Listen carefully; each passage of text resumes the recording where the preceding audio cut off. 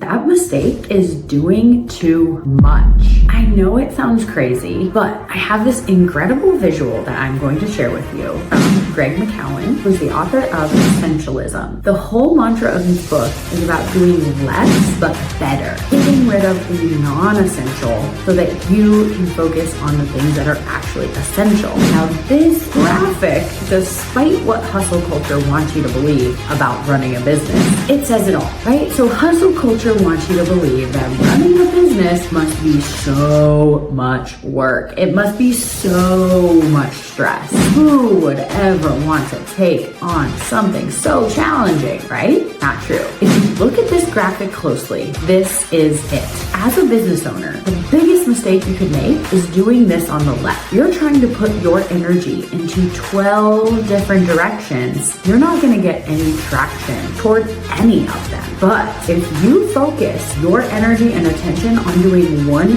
thing really, really well, you're going to get so much further. How much more likely would you be to achieve your goal as a business owner if you were focused on the right objective? I'm going to share two examples, and I want you to imagine a life where you are either one of these business owners. So example number one, Sally. Meet Sally. She launched a digital business, but she's been way too afraid to niche down. So instead, she has focused her time and energy on reaching potential clients in 3 different industries. She spends hours and hours and hours prospecting with 20 to 30 people from each category each week. But guess what? Even though she put in a ton of hustle, she didn't actually get anyone to schedule a call with her. Nobody was ready to take the next step. But why? She put in the work, right? She put in the hours. How come she didn't get any clients from her efforts? The answer will blow you away.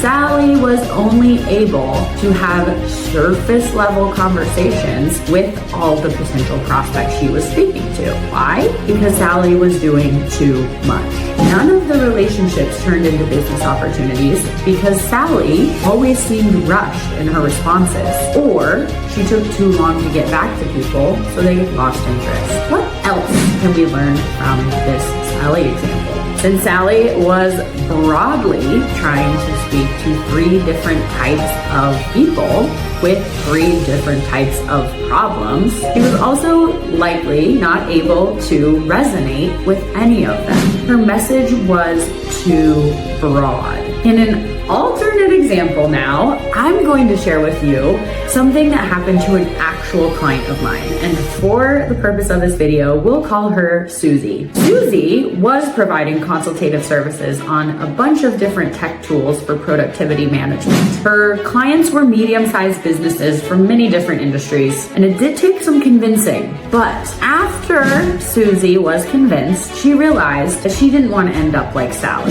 and she decided to plant her flag on one specific tool and one specific service that she would offer support for and go after one specific ideal client. The result? Susie was able to scale to 6 figures in a matter of weeks. She knew exactly who her audience was and exactly how to connect with them. Her clients were so satisfied that she also got an influx of referrals. Her business grew so quickly because people knew exactly what she did, and her confidence soared.